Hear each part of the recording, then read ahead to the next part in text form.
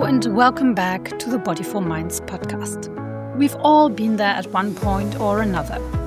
We've been given inaccurate information and based our actions on it. Remember before smartphones, when you sometimes had to find your way without a map in your pocket, or maybe even during smartphone times, but your battery died, or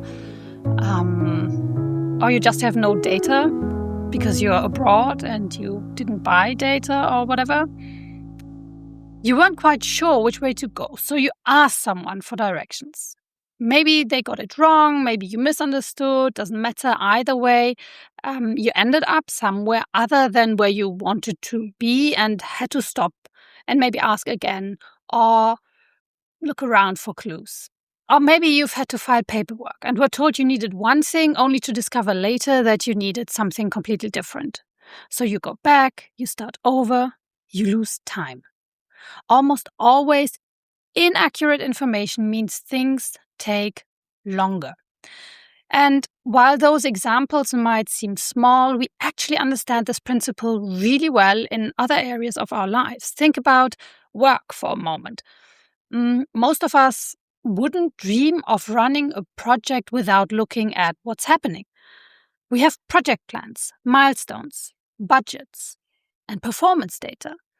If a project starts drifting off track, we don't just keep going and hope for the best. We look at the information available to us. If a team member is struggling, we pay attention so we can support them.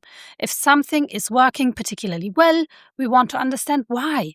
Information helps us understand what is happening and what is needed. But somehow, when it comes to ourselves, many of us stop looking. We ignore exhaustion. We push through tension. We dismiss irritation. We tell ourselves we'll rest later. We stop noticing the moments when we feel calm, energized, creative, connected, or simply more like ourselves. And over time, that comes at a cost.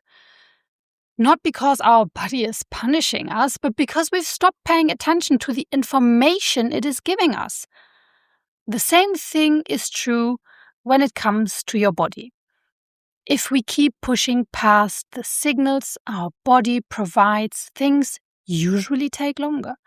It takes longer to relax when you finally go on holiday, longer to recover from periods of stress, longer to feel like yourself again, or longer to stop feeling constantly on edge. And sometimes in more serious situations, ignoring what our body is trying to tell us can even delay getting support, treatment, or answers that we need. But most often the cost isn't dramatic. It's subtle. It's the extra weeks or months spent wondering why everything feels just a little harder than it should, why you're snapping more easily, why you're constantly tired, why even the things you enjoy don't seem to refill your cup anymore. And often the answer isn't that you're doing something wrong. It's that you've been trying to move forward without all the information. When people here listen to your body, they often imagine something complicated, something deeply intuitive, almost mystical. But most of the time, body awareness is much more ordinary than that. It's noticing that you've been clenching your jaw all day. It's noticing that your shoulders are sitting somewhere near your ears.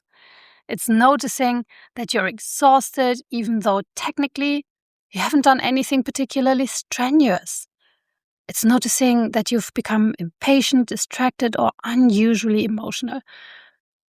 It's also noticing the opposite, the project that energizes you, the conversation that leaves you feeling lighter, the walk that clears your head, the afternoon where you suddenly feel more like yourself. Your body doesn't only tell you when something is wrong, it also tells you when something is right. And if we ignore both, we're only getting part of the picture. As mothers, many of us become incredibly skilled at functioning. We keep things moving, we solve problems, we anticipate needs, we pivot constantly. And because we can keep going, we often assume we should keep going until functioning becomes our default setting, until we become so focused on what needs doing that we stop noticing how we're actually doing. And that's often where the feeling of being disconnected from yourself starts. Not because you've lost yourself, not because you've suddenly become someone else, but because your attention has been directed outward for so long, toward work, family, toward logistics, basically toward everyone else's and everything else's needs, that you've stopped checking in with one very important source of information: yourself. One of the things I love most about body awareness and nervous system regulation is that it doesn't require huge amounts of extra time. And if you're a frequent listener, you've heard me say this. You don't need an hour-long meditation practice. You don't need a perfect morning routine, and you don't need to overhaul your life. You can simply start paying attention.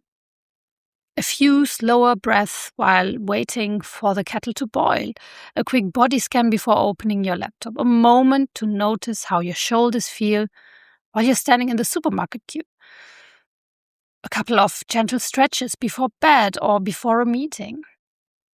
Not because you're trying to fix anything, just because you're gathering information. And the sooner you notice what's going on, the less time you spend fighting reality. The sooner you notice you're exhausted, the less time you spend wondering why you're irritable. The sooner you notice you're overloaded, the less time you spend blaming yourself for not coping. The sooner you notice you need rest, the less time you spend waiting for a holiday before you can finally relax.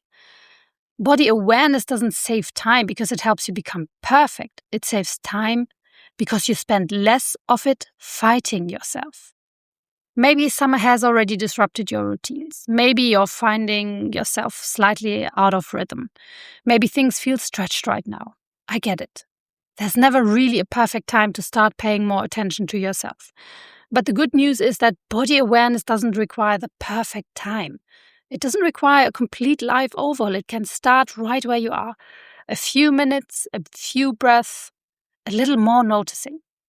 Because the more information you allow yourself to receive, the easier it becomes to move through life with less friction, more presence, and a greater sense of being on your own side. And that, ultimately, is what reconnecting with yourself is all about. Thank you so much for listening today. Until next time, more you, less noise.